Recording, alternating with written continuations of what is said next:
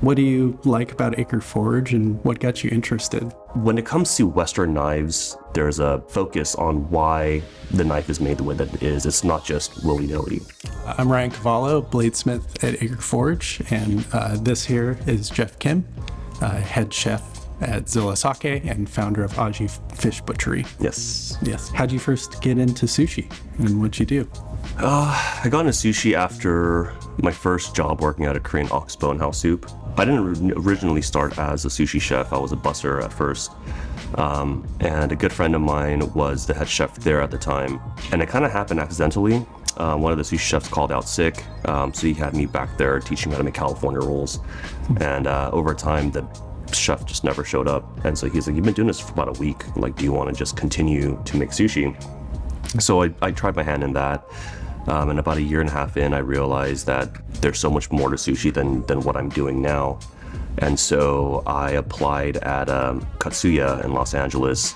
And he had 3 locations at the time, and I wanted to work for a Japanese sushi chef to try to get more of the not only cultural but the technical aspects of focus sushi. And so I was there for about 8.5 years and worked the kitchen, the sushi bar, and yeah, that just took me to where I'm at now, and Cool. Super grateful for that. So Aji, how'd you get into starting Aji? What's your inspiration there? So Aji came about really through the course of my career. The common question is, where can I buy sushi grade fish? And especially in Oregon, really the only place that people get directed to is Wajimaya. Yeah. And even then, I mean, you're paying an extreme price, and it doesn't guarantee that they're going to have what you want. And so the aging process has been something going on for as long as sushi's been around. It's being more highlighted nowadays. The dry aging aspect is definitely a newer introduction to aging fish. And I wanted to provide product that is not only sushi grade, but taken to the next level and serving it as a premium product.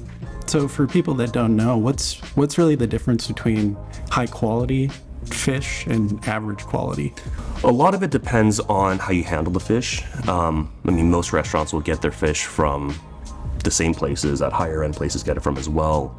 And the big thing is to look for the obvious points in the fish, right? So is the ice clear? Are the gills red? Is it firm? Is it obviously at the appropriate temperature when it's delivered? And at that point, it's how you store the fish. A lot of times, at least for the restaurant level of Zilla, we not only clean the fish and take care of it in that regard, but we also make sure we pack it with ice so it stays nice and cold, keeps the firmness of the fish longer as well. Is there any interesting processes in sushi that you'd like to share? It seems like a very, very in-depth thing, and so I'm wondering if there's any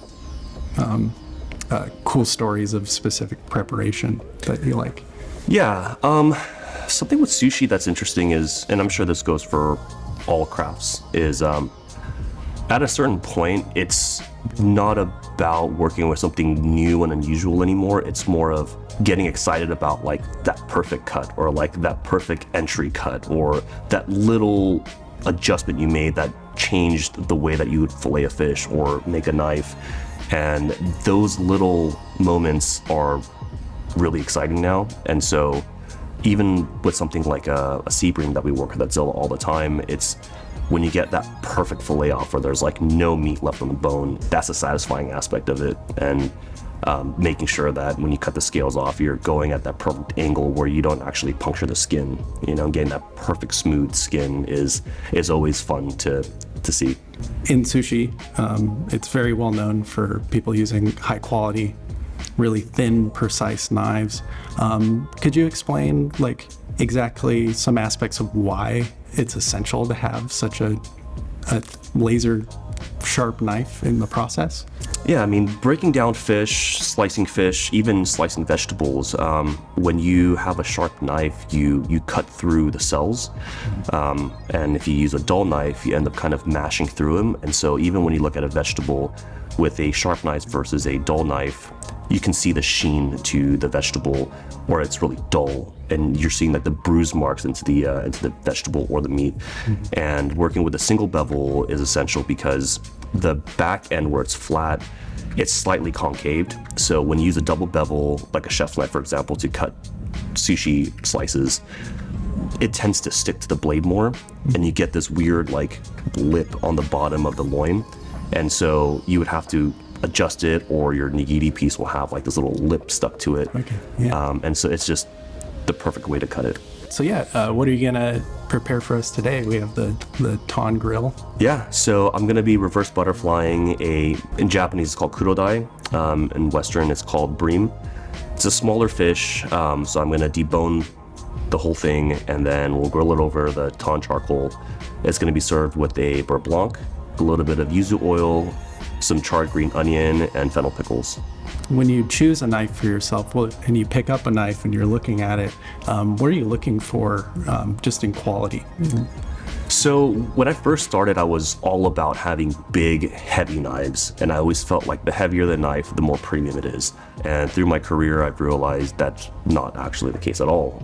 Sometimes you can find a super, super light knife, but whether it's like a blue steel or a white number 2, those all play factors into the blade, and even something like a honyaki, where it's a single piece of metal.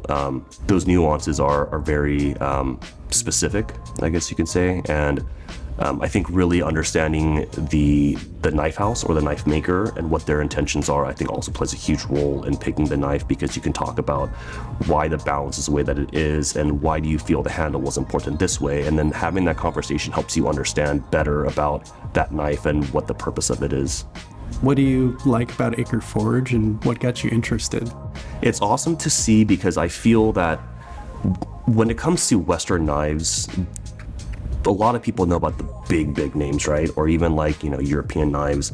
And so to meet people that are local that are making knives is really cool, in the sense that everyone knows that there's Japanese knives out there. Everyone knows about the big brands, but these smaller knife houses, I also feel like, is in the same vein of when it comes to like blacksmiths in Japan, right? There's a focus on why the knife is made the way that it is. It's not just willy-nilly, and the fact that there's a reason and a purpose for the knife being built the way that it is, or forged the way that it is, I feel is really important. And being in America, we also need to be able to have these as part of our culture. We all cook, and it shouldn't only be reliant solely on one side of the country or one type of knife.